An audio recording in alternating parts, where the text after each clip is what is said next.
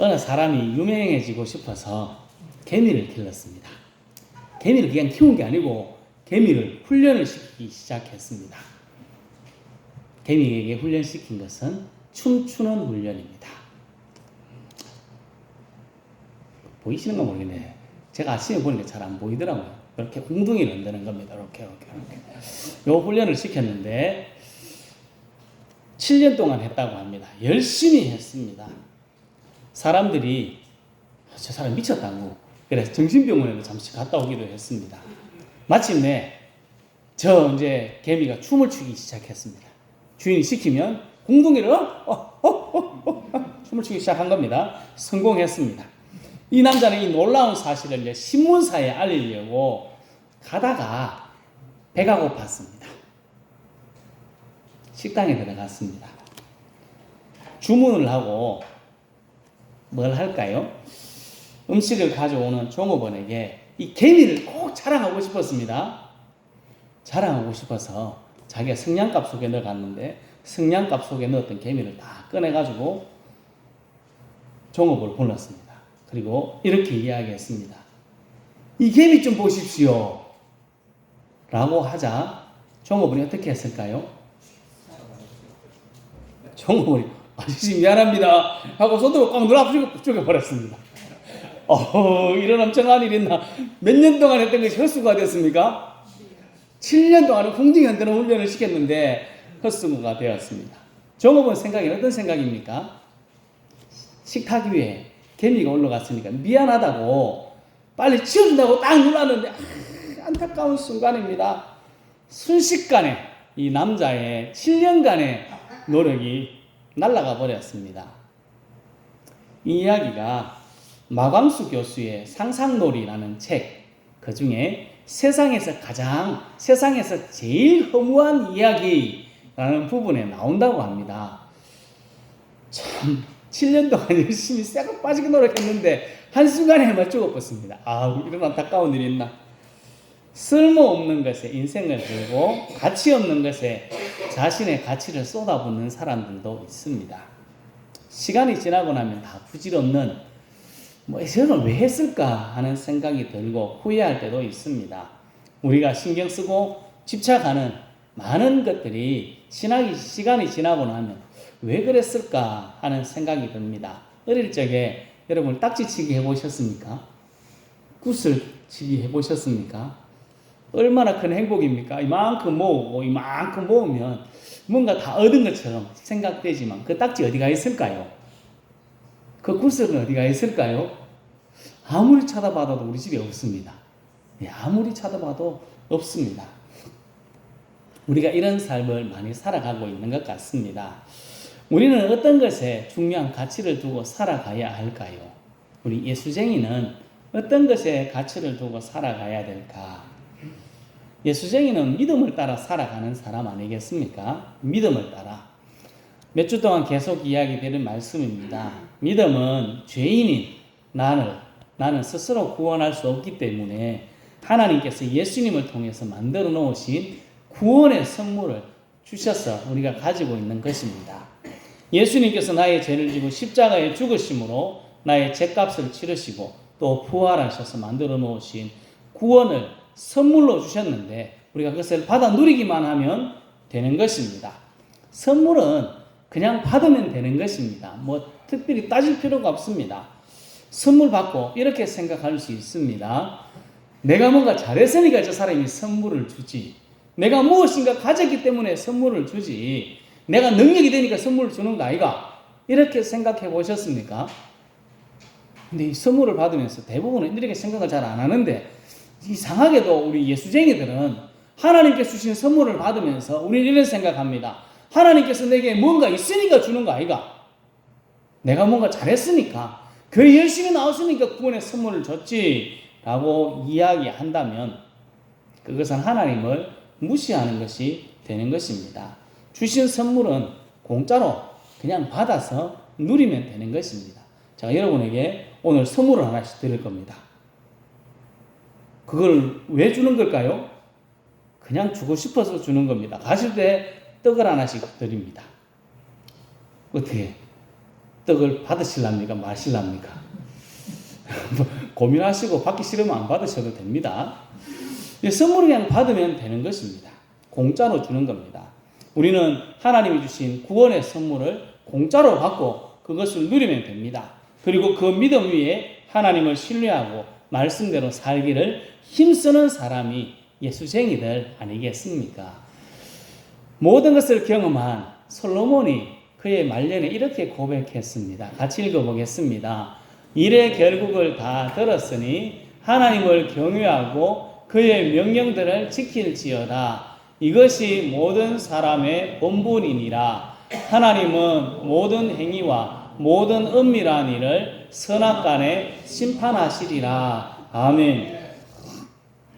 사람의 본분은 하나님을 믿고 하나님을 경외하고 하나님 말씀대로 살아가는 것, 그것이 우리가 해야 될 일, 그것이 본분이라고 이야기하고 있습니다. 우리에게 중요한 일은 말씀대로 바로 믿고 말씀대로 바로 행하다가 하나님 앞에 가는 것, 그것이 우리가 해야 될 중요한 일입니다. 구원을 선물로 받은 성도 여러분, 우리의 남은 생에 하나님을 잘 믿고 하나님 말씀대로 바르게 행하다가 주님 앞에 설 수 있기를 예수님의 이름으로 축복합니다. 예수 안에 구원받은 예수쟁이 어떻게 살아가면 좋을까? 오늘 말씀에서 가르쳐주고 있습니다. 같이 읽겠습니다. 너희 관용을 모든 사람에게 알게 하라. 주께서 가까우시니라. 아멘. 예수 믿는 사람 어떻게 살아가라고 이야기합니까? 관용을 알게 하라 말씀하고 있습니다. 이 관용이라는 말이 뭘까요? 관용. 관공서에서 사용하는 게 관용입니다. 그거 말고 원래 관용의 뜻은, 여기서 말하는 관용의 뜻은 다른 사람의 잘못이나 죄 따위를 너그럽게 받아들이거나 용서하다 하는 것이 국어사전의 뜻입니다.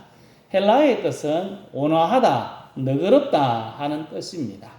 관용한다 하는 것은 온화하고 부드럽고 너그럽고 다른 사람을 용서해 주는 것을 말하는 것입니다. 우리는 이런 삶을 살아가야 합니다. 이삭의 사랑을 독차지했던 요셉, 그는 고자질하는 요셉이었습니다. 요셉은 형들에게 미움을 받았습니다. 아버지의 사랑을 너무 많이 받아서 형들에게 미움을 받았습니다. 그리고 요셉은 자다가 나서 꿈을 꿨는데 꿈 이야기를 하자마자 형들의 더 큰 미움을 받았습니다. 형들의 마음을 잘 표현하는 성경 구절이 있습니다. 같이 읽겠습니다. 요셉이 꿈을 꾸고 자기 형들에게 말하며 그들이 그를 더욱 미워하였더라. 아멘. 형들이 미워했습니다. 미워하는 것은 미워하는 거잖아요. 그런데 성경이 저기서 사용하는 미워하다 하는 뜻의 원어의 뜻은 증오한다. 꼴보기가 싫다. 저 인간은 천지 보기가 싫다는 겁니다. 좀 더 심각하게 이야기하면 저 미워하다의 원어의 뜻은 원수라는 뜻도 포함되어져 있습니다. 형들이 동생 요셉을 뭐라고 생각했다고요? 원수라고 생각했습니다. 증오하다. 원수처럼 생각했습니다. 형들은 요셉을 원수로 생각했습니다. 그러니까 나중에 형들이 종을 팔아먹습니다. 형들이 요셉을 종으로 팔아먹지 않습니까? 팔려갈 때 요셉은 어떻게 했을까요? 제가 지난주에 제가 빠졌다고 강물에 빠졌다고 이야기했는데 어떻게 했습니까? 살려주세요! 말도 제대로 안 나오지만 목이 터지라고 외쳤던 것처럼 요셉도 종으로 팔려갈 때 구덩이에서 나오고 형들에게 팔려서 이스마엘 상인에게 끌려갈 때 어떻게 외쳤을까요? 형들! 내 좀 살려주세요! 하고 안 외쳤을까요? 진짜 형들이 안 보일 때까지 목이 터지라고 목이 쉬으라고 소리쳤을 겁니다. 그렇지만 그 소리를 외면할 수 있었던 것은 형들이 요셉을 뭐로 생각했습니까? 원수로 생각했습니다. 그러니까 그렇게 냉정하게 팔아먹을 수 있었죠. 또 보디발의 집에 갔는데 보디발의 아내가 요셉에게 눈짓하기 시작합니다. 그러다가 적극적으로 들이대기 시작합니다. 아무도 없어서 요셉이 옷을 꼭 잡고 요셉 옷을 벗기려고 합니다. 요셉이 도망갑니다. 여자가 변하면 독해집니다. 여자의 마음이 변하면 엄청 독해지지 않습니까? 맞는지는 잘 모르겠습니다. 아직까지 제가 못 봐가지고. 여자가 변하면 무섭다고 합니다. 요셉을 짝사랑하다가 안 되니까 이 보디발의 아내가 독해지기 시작했습니다. 이제는 요셉을 완전히 처리해버리려고 생각합니다. 죄를 덮어 씌워서 깜빵에 쳐넣었지 않습니까? 보디발의 아내 요셉을 깜빵에 쳐넣는 것보다 더 심하게 하고 싶은 것이 그의 마음이었을지 모릅니다. 창세기 39장 17절 18절의 말씀에 이렇게 이야기합니다. 같이 읽겠습니다. 이 말로 그에게 말하여 이르되 당신이 우리에게 데려온 히브리 종이 나를 희롱하려고 내게로 들어왔으므로 내가 소리질러 불렀더니 그가 그의 옷을 내게 버려두고 밖으로 도망하여 나갔나이다. 자기 남편에게 지금 고자질하고 있는 겁니다. 이 말이 지금 두 번이 딱 기록되어 있습니다. 요 앞에도 기록되어 있고 뒤에도 기록되어 있습니다. 보디발의 아내 마음이 지금 완전히 돌아선 겁니다. 짝사랑하다가 안 되니까 독해졌습니다. 남편에게 이야기하니까 보디발이 심히 분노했다고 이야기합니다. 짜증이 확 올랐어요. 마음이 확 올라온 겁니다. 얼굴이 벌겋게 됐다. 성경의 원어로 뜻은 그렇습니다. 얼굴이 빨갛게 돼가지고 이제 감당이 안 되는, 저 새끼 죽이겠다 하는 마음으로 이걸 이야기한 겁니다. 그래서 감옥으로 보냈습니다. 형에게 미움을 받던 요셉, 보디발의 아내에게 누명을 쓰고 안타깝지만 감옥에 간 요셉이 총리가 되었습니다. 사람들은 안 기대했을 겁니다. 이래 되지 않았어야 됐는데 어쨌든 요셉은 총리가 되었습니다. 지난번에 한번 물어봤습니다. 여러분이라면 이때 형들을 딱 만났습니다. 보디발의 아내를 딱 만났습니다. 후회하고 싶겠습니까? 저 나쁜 놈들, 저 나쁜 것들, 으이씨, 이렇게 해야 되지 않겠습니까? 이게 우리 마음입니다. 근데 요셉은 자신을 원수같이 생각했을지 몰라도, 요셉의 형들은 자신을 원수같이 생각했을지 몰라도 요셉은 그들을 용서했습니다. 성경에 나오진 않습니다. 이것은요. 요셉은 자신에게 누명을 세운 보디발의 아내, 그의 이야기는 안 나옵니다. 만났다는 이야기가 없으니까 우리가 상상을 좀 해보면 어땠을까요? 딱 만났습니다. 이 나쁜, 이렇게 했을까요? 그러지 않았던 것 같습니다. 보디발의 아내도 자신에게 누명을 씌웠지만 보디발의 아내도 용서했을 것이다. 성경을 보면서 그렇게 생각이 듭니다. 이것이 관용, 이것이 너그러움입니다. 김진홍 목사님이 설교 중에 이런 이야기를 했습니다. 믿지 않는 사람들은 관계가 꼬이면 짜증난 일이 생겼습니다. 저 사람은 너무 짜증난 일이 생겼습니다. 그럼 뭐 할까요? 한잔 하러 갑니다. 소주를 이빠이 마시고 짜증을 확 풉니다. 내 이야기를 막 속에 이야기 다 합니다. 그리고 다음 날 어떻게 된다고요? 아주 친하게 지내는데 예수쟁이는 늘 맨정신입니다. 술도 안 마시고 아무것도 안 하니까 늘 맨정신으로 있어서 그런지 잘 용서하지 않고 너그럽지 않은 것 같습니다. 라고 이야기했습니다. 그게 맞는 것 같습니다. 저 사람은 좀 관용하는 사람이 될까요? 잘생겼지 않습니까? 저 사람도 쪼잔한 사람입니다. 누구와 싸우면 용서하지 않습니다. 말을 안 합니다. 며칠 동안 꽁하게 있습니다. 죽으라고 말 안 합니다. 말하려고 옆에 가다 도망갑니다. 기분 나빠서 아무 말도 하고 며칠 동안 버팁니다. 그게 저 사람입니다. 준비하면서 마음이 불편했습니다. 뭐라 할까 싶어서 불편했을까요? 니나 잘하지 할까 싶어서 불편했습니다. 다 마찬가지 아니겠습니까? 사람들 모두 다가 관용하기가 참 쉽지 않습니다. 하지만 우리는 관용하기 위해서 용서하고 이해하고 너그러운 사람이 되기 위해 힘쓰고 노력해야 합니다. 우리가 예수쟁이이기 때문에 그렇습니다. 성도 여러분, 관용하는 사람, 너그럽고 용서하고 이해하고 용납하는 예수쟁이 될 수 있기를 예수님의 이름으로 축복합니다. 빌립보서 1장 27절에 이렇게 이야기합니다. 오직 너희는 그리스도의 복음에 합당하게 생활하라. 하나님께 선물로 받은 복음에 합당하게 생활하라 말씀하고 있습니다. 이 말씀을 오늘 말씀으로 같이 연결해 보면 관용하라 하는 말씀과 같은 것입니다. 복음에 합당한 삶, 그것은 관용하는 삶입니다. 10,000달란트 빚진 자가 100데나리온 빚진 자 이야기가 성경에 나옵니다. 마태복음 18장에 나오는데 갚을 수 없는 엄청난 빚을 지은 종이 임금에게 갔습니다. 그의 빚이 탕감을 받습니다. 엄청난 빚입니다. 모든 것을 다 해도 갚을 수 없는 엄청난 빚입니다. 얼마나 기분이 좋았을까요? 기분 좋게 나오는데 그 사람에게 빚진 100데나리온 빚진 친구를 만났습니다. 그리고 그 사람의 멱살을 잡고 빚을 갚아라! 빚 갚아라! 하고 막 닥달합니다. 독촉합니다. 어떻게 보면 두들겨 팼을지도 모르겠습니다. 그러다가 안 되니까 어떻게 했습니까? 감옥에 쳐넣었습니다. 이를 전해들은 임금이 그 종을 다시 불러서 말합니다. 같이 읽겠습니다. 내가 너를 불쌍히 여김과 같이 너도 내 동료를 불쌍히 여김이 마땅하지 아니하냐 하고, 너를 불쌍히 여김과 같이 그 동료를 불쌍히 여기는 것이 마땅하지 않느냐, 임금이 묻고 있습니다. 이 일이 언제 일어난 일일까요?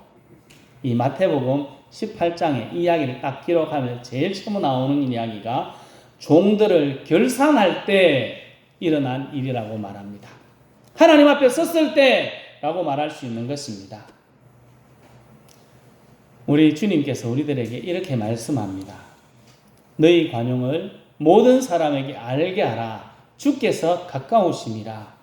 관용, 너그러움을 보여야 할 이유가 무엇입니까? 곧 결산할 때가 오기 때문에 그렇습니다. 주님께서 다시 오실 때가 다 되어가기 때문에 그렇습니다. 그 앞에 섰을 때 우리 주님께서 이렇게 물었으면 어떻게 하시겠습니까? 내가 너를 불쌍히 여김이 마땅하지 않느냐? 내가 너를 불쌍히 여김과 같이 그를 불쌍히 여기는 것이 마땅하지 않느냐? 내가 너에게 관용을 베풀었듯이 그 사람에게도 관용하는 것이 마땅하지 아니하냐? 라고 말씀하신다면 우리 뭐라 그래야 되겠습니까? 성도 여러분, 우리는 관용하는 것이 마땅합니다. 너그럽고 부드럽고 용서하는 삶이 마땅한 삶입니다. 주께서 오셔서 결산할 때가 가까워오고 있습니다. 우리가 관용하고 너그러운 삶, 용서하고 이해하고 용납하는 삶을 살아갈 수 있기를 예수님의 이름으로 축복합니다. 관용을 모든 사람에게 알게 하라 말씀하고 있습니다. 관용을 모든 사람에게 알게 해야 합니다. 몇 번 이야기 드렸습니다. 구서교회 새로 부임한 목사님이 저기 외남의 농협 연세점에 들렀는데 가게 주인이, 연세점에 일하는 직원이 목사님 어서 오십시오 하고 인사하며 이렇게 이야기합니다. 동네 사람들이 구서교회 교인들은 다 이쁜이라고 합니다.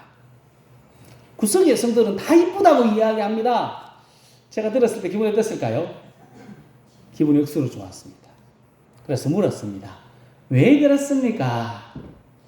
그러자 주인이, 직원이 입을 가르치며 뭐라고 이야기했을까요? 다 이뿐입니다. 다 주둥이뿐입니다. 말만 합니다. 이 말을 했다는 것입니다. 우리 이웃들이 우리를 보고 이렇게 말하지는 않을까요? 입만 깝니다. 사랑이라고 입만 이야기합니다. 우리 한국교회가 지금 욕먹는 이유가 뭘까요? 입만 까기 때문에 그렇습니다. 말로 사랑하지만 사랑이 사라져가고, 말로 이해하고 용납이라고 하고 관용이라고 하지만 그것이 사라져가기 때문에 그렇습니다. 입으로만 사랑, 관용을 말하지 말고 당연하고 마땅한 삶, 관용하는 삶, 이해하고 용서하는 삶을 사람들에게 보여주어야 합니다. 너희 관용을 모든 사람에게 알게 하라 말씀하고 있습니다. 우리의 모든 삶 가운데서 관용을 보여주는 삶을 살아가야 합니다. 마태복음 5장 16절에 이렇게 말씀합니다. 같이 읽겠습니다. 이같이 너희 빛이 사람 앞에 비치게 하여 그들로 너희 착한 행실을 보고 하늘에 계신 너희 아버지께 영광을 돌리게 하라. 아멘. 오늘 말씀과 아주 비슷한 말씀입니다. 우리 빛을 사람 앞에 비춰야 합니다. 우리의 착한 행실을 보여줘야 합니다. 우리의 관용을 알게 하도록 해야 합니다. 하늘에 계신 하나님 아버지께 영광을 돌리는 그날까지 계속해야 됩니다. 하나님의 사람, 예수쟁이의 관용, 너그러움을 보여주어야 합니다. 화내고 싶어도, 짜증내고 싶어도 예수님을 생각하고 참아야 합니다. 짜증나는 일이 있어도 웃을 수 있도록 노력해야 합니다. 그것이 안 되니까 우리가 해야 될 일이 뭘까요? 기도하는 일입니다. 이어지는 말씀을 같이 읽겠습니다. 아무것도 염려하지 말고 다만 모든 일에 기도와 간구로 너희 구할 것을 감사함으로 하나님께 아뢰라. 그리하면 모든 지각에 뛰어난 하나님의 평강이 그리스도 예수 안에서 너희 마음과 생각을 지키시리라. 아멘. 내 힘으로 안 됩니다. 아까 이야기 드렸지 않습니까? 자, 안 됩니다. 짜증나면 며칠 동안 말 안 하고 버틸 수 있습니다. 그게 저희 모습입니다. 이렇게 안 살려면 어떻게 해야 된다고요? 기도해야 합니다. 모든 사람이 마찬가지 아니겠습니까? 모든 사람들이 우리들이 힘으로 안 됩니다. 그러니까 기도하고 하나님의 은혜를 구하는 것입니다. 그럴 때 하나님께서 우리의 마음 가운데 평안을 주시고 힘을 주셔서 그 관용하는 삶을 살아갈 수 있게 해 주시는 것입니다. 성도 여러분, 이뿐인 관용, 입만 움직이는 사랑이 아니라 많은 사람에게 보여주는 하나님께서 우리들에게 보여주신 사랑, 너그러운 관용을 실천하는 우리 모두가 될 수 있기를 예수님의 이름으로 축복합니다. 아멘. 여러분은 너그럽고 용서하는, 관용하는 사람입니까? 우리는 예수님의 십자가와 부활을 통해 구원의 백성, 하나님의 자녀가 되었습니다. 받은 사랑을 실천하는 사람이 되어야 합니다. 이뿐인 사람이 아니라 마땅히 행해야 할 삶, 너그럽고 용서하고 관용하는 삶을 살아야 합니다. 성도 여러분, 주님의 재림이 점점 가까워지고 있는 이때에 우리의 마음을 예수님의 사랑으로, 예수님의 은혜로 가득 채워서 너그럽고 용서하고 관용하는 삶을 살아서 많은 사람들에게 예수쟁이의 아름다운 삶, 관용의 삶, 너그럽고 이해하고 용서하는 삶을 보여주는 멋진 예수쟁이들 다 될 수 있기를 예수님의 이름으로 축복합니다. 아멘. 기도하겠습니다.